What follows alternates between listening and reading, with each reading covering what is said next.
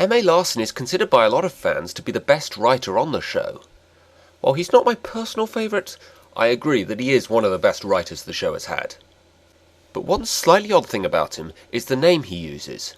I happen to know for a fact that his real name is Mitch, and that is the name he uses on every other show that he has written for. So why just the initials for this show? Does he just not want us to know he's a guy writing for a show meant for girls? Does he feel uneasy about the fact he's a grown man who's connected with a show meant for girls? Well, I guess that is something he has in common with us bronies. So let's look at each of the episodes he wrote in the first 2 seasons. Swarm of the Century. It's odd that his first episode wasn't until almost halfway through the first season, but this was definitely a great start for him. I love the way that the character focus shifts throughout the episode. It starts off on Fluttershy, then Twilight, then Rarity, and finishes on Pinkie Pie. This is one of the increasingly rare main 6 episodes, where no one single member of the cast is the focus, but instead it's on the group as a whole. I think the moral of Winter Wrap-Up was about teamwork and working together to achieve something you couldn't do on your own, but I think this episode shows it much better. Now, CR reviewed this episode a while back and pointed out a possible major flaw in the writing of this episode. While Pinkie Pie did solve the problem with the Paris Brights, she didn't exactly make it clear to the others that she knew how to get rid of them and that was what she was doing for the whole episode. Now, some might want to argue that it was just the others wouldn't listen to her, but I don't see that myself. I think there are a number of times when they are listening to her, she's just way too vague about what she is doing. The only thing I would say in her defence is that, well, she's Pinkie Pie, and that's just what she's like. She can get away with this kind of illogical and nonsensical behaviour because that's her character. As Rainbow Dash says at one point in the episode, "Pinkie Pie, you are so random." In fact, M.A Larson seems to understand better than any other writer how Pinkie can just get away with things no other character would. He's also given us an abundance of great one-liners from Pinkie Pie. I think my favourite in this episode is, "Me ruin? I'm not the ruiner. I'm the ruinee." Or is it ruiness? Ruinette? I checked this with someone I know who's an English teacher, and he seems to reckon that ruinee is grammatically correct. Sonic Rainboom. This was my favourite episode of Season 1. It had everything I loved about Rainbow Dash. Her overblown ego, her determination, her competitive nature, and another side of her we'd not seen before, the way she acts under pressure. I also didn't notice this the first time I saw this episode, but it also has a lot of what makes Rarity a great character to watch, with her getting carried away with the attention, even though technically she hadn't done anything to gain this attention, since Twilight was the one who made the wings. It's also one of those rare times we get some actual development of Rainbow Dash and Fluttershy's relationship, the only 2 members of the main 6 that knew each other as fillies. But the real thing that makes this episode stand out is the almost now legendary pre-title scene, and of course, the crowning moment of awesomeness, the Sonic Rainboom itself. Although I find it odd that Rainbow Dash had trouble performing it, having done it once before, but had no trouble performing it the 3rd time she did it in A Canterlot Wedding. Surely it becomes easy to do once you've done it once, not twice. Well, whatever. Just some great character development in this episode, and a great payoff. But I have to say, this is one of a number of episodes that didn't really need a moral. I'll get back to that later. The Cutie Mark Chronicles. This was both a fantastic episode, and also not a very good episode at the same time. What I mean by that is there is one part of the episode that is fantastic. The flashbacks, where we see all the main 6 get their cutie marks. Seeing them as fillies and getting a little window into their past is just great, and it only makes me want to see more flashbacks. Actually seeing Rainbow Dash's first Sonic Rainboom was even more awesome than the first time we saw it. Nice to see Larson having a little bit of a connection between his episodes.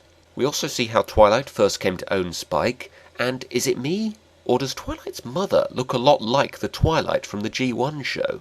The other part, however, the present-day part where the CMC are looking for Rainbow Dash, isn't very good.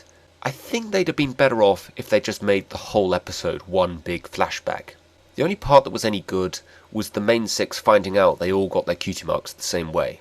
That was great. Of course, it was kind of spoiled by the lame moral at the end.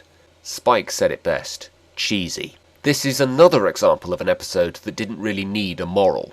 But to be fair, most of the episode is the flashbacks, and they were good, so overall this is a good episode, but not great.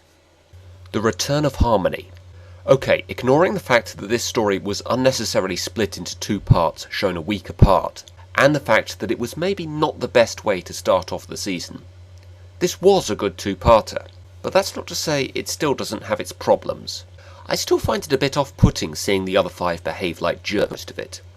Although with that said, watching this 2-parter again recently, I did enjoy Flutterbitch a bit more. Discord and the chaos are still a lot of fun to watch, but the way things are resolved are very rushed. Some people have told me that this is due to the time constraints they are under, but I'm sorry, that's no excuse. This was a 2-part story after all. They had double the time that they would normally have. The visuals and Discord do still make this 2-parter worth watching. The story isn't bad, it's just not as good as I would have hoped. Lunar Eclipsed. Kind of odd, after only writing 3 episodes in Season 1, that he ends up writing 3 of the first 4 episodes of Season 2. But I'm glad he got another one so soon, because this was a vast improvement. Luna getting some actual development was just great, and it makes me want to see a lot more of her. And that voice is just epic. And of course, you really just can't go wrong with Pinkie Pie as a chicken. Now, as a kid, I never really experienced Halloween. For some reason, my parents had something against it. So I don't know how true it is that kids like to get scared, but it does make me wonder if this episode would have worked better if it had actually been scary. By the way, anyone think that scary but fun is a shout out to us bronies? It was also cool to see an entire episode take place at night, and all the different costumes the background ponies had. The only slightly disappointing thing is that Rarity's scene was cut. It's a shame because it sounds like it would have been a good scene, and it just seems a bit odd that the whole of Ponyville is out for the Nightmare Night Festival, and yet one of the main characters is absent. Secret of My Excess. Another one that really intrigues me and just makes me want to see more of Spike and Rarity. This one episode completely turned me around on the possibility of these two being together. But at the same time, this development of their relationship doesn't distract from the actual plot of the episode, with Spike slowly becoming more greedy. I did kind of feel that things got a bit silly in the latter part of Spike's rampage around Ponyville, and they could have done a better job explaining what was really going on with Spike. Like, is Spike aware of what he did as the rampaging dragon? What exactly was it that caused him to change back? And is this the only way that dragons can grow, or is this a speeded up version of it? But as far as the main story is concerned, it does a good job of shifting between the innocent Spike enjoying his birthday and the greedy nature of him being a dragon. I've already talked at length about the ending where Rarity kisses Spike, so I won't go into that anymore, except that it's a great scene to end a great episode. The Super Speedy Sidey Squeezy 6000. Isn't that a funky title? This one featured 2 of the best things about Season 2. The first was the antagonists, the Flim Flam brothers, who are most definitely the best antagonist characters we've had so far. I also like the way that the song isn't in there just for the sake of having a song. It's actually the brothers' introduction, and the way we learn why they are here. By the way, who knew that Spike was so strong? I also hear some suggestions that they are changelings, since their horns glow green. I can kind of see the logic to that idea, but I think it's unlikely. The green glow is probably just a coincidence. The other was the letter at the end. By this stage, it was really starting to get a little annoying how they were trying to force the friendship report and the moral in there into a lot of episodes that didn't really need them. But here, we just see the idea turned completely on its head by having Applejack flat out admit she didn't learn anything, or at least nothing she hadn't already learned in Applebuck season. It was also nice to see the Apples and the main 6 work together as a family, and see Big Macintosh get a bit of screen time. I don't quite get when the ponies of Ponyville say they won't pay for their cider, why the brothers don't just make some more cider. And I would have liked the recurring gag where Rainbow Dash never gets any cider to have a better payoff. But they are minor issues. All in all, a great episode. I mean, how can I not love an episode that makes reference to Back to the Future? It's About Time. I would never have pictured this show doing anything to do with time travel, but I guess they figured if Harry Potter can do it, so can they. This is another one of those fun stories with no particularly momentous issue, kind of like Winter Wrap-Up, but as those kinds of stories go, this works really well. I think Larson is really starting to understand the point that just having Pinkie Pie on screen being Pinkie Pie is enough to get you some great comedy. Although I'm not sure Spike was used to his full potential here. But the different ways that she tries to prevent things from going wrong, only to find things haven't changed at all, is pretty funny. By the way, anyone else think Twilight should have kept her mane like that? Now, the time travel logic in this episode doesn't really make much sense. Twilight does things in the past because of things she knows are going to happen in the future, but she only did those things in the future because of something that happened in the past. There's no actual source of motive here. It's kind of a paradox. But time travel stories always seem to have that kind of flawed logic to them, so I think we can overlook that. Not to mention, it seemed pretty obvious to me that Twilight had the right idea when she was doing nothing. But that would have been a pretty dull episode if she just stood there doing nothing the whole time. Another thing that I really liked about this episode was that in another episode that didn't really need a moral or a letter to the princess at the end, we didn't get one, which is as it should be. Overall, this episode was a lot of fun. Ponyville Confidential. What a shame we have to end on such a negative note. I mean, seriously, M.A Larson wrote this? Really? Well, I guess even the best will misfire from time to time. But anyway, let's get to this episode. The first problem is that Diamond Tiara is in it. A lot. I really don't understand why they keep using her. She hasn't been very well developed over the course of the series. She isn't an enjoyable character to watch, and they really don't seem interested in giving her a consistent personality. Before she was just a bully, now she's some kind of power-hungry businesswoman.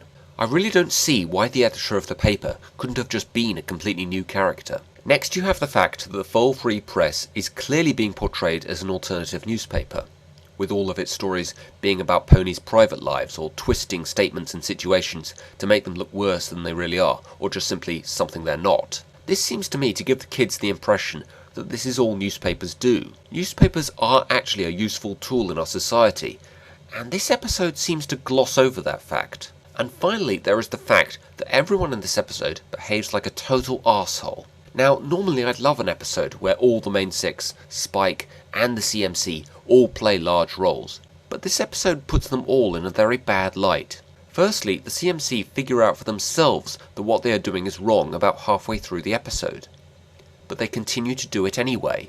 Why? Oh, because spreading false rumours about your friends and family and causing them major embarrassment might just earn them their cutie marks.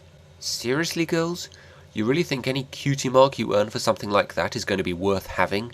Rarity is a hypocritical bitch, snooping through Sweetie Belle's bag, but then scolding Sweetie Belle for doing the exact same thing with her diary. And when they find out that the CMC are Gabby Gums, everyone massively overreacts and behaves like jerks towards them. Almost like they want revenge or something. Great display of friendship you're showing here, guys. If someone does something to upset you, don't listen to what they have to say. Just dump water on them, slam the door in their face, put a wall around your house and refuse to talk to them. Unless of course they say they are sorry in a newspaper article, in which case you should forgive them. Like seriously, why was saying sorry in a newspaper article different from them saying it in person? Of course there are a few minor nice things about this episode. Big Macintosh getting a decent amount of dialogue for once. Spike's cucumber slices flying across onto Rainbow Dash's eyes and she just carries on talking like nothing's happened. And just seeing a bit more of Rarity and Sweetie Belle together. But for the most part, this episode was crap. So overall, M.A Larson has written some of the best episodes this show has had. He really does seem to make an effort with continuity and comedy, especially with how he writes Pinkie Pie. Although, oddly enough, he hasn't written a Pinkie Pie episode yet. He also has a great understanding that this show has 6 main characters and makes an effort to have them all play some sort of role in every episode. Even Rarity was in the original script for Lunar Eclipsed. If he has one weakness, it's the way he writes the CMC. Their role in the Cutie Mark Chronicles wasn't very interesting. I don't get why they were fighting in the Return of Harmony. And I've already talked at length about Ponyville Confidential, the one CMC episode he has written, but he's still a great writer. The next writer I'll be talking about will be Megan McCarthy. See you soon. Unless of course they say they're sorry. Unless of course they say they're sorry. Unless of course they say they're Unless of course they say they're Unless of course they say they're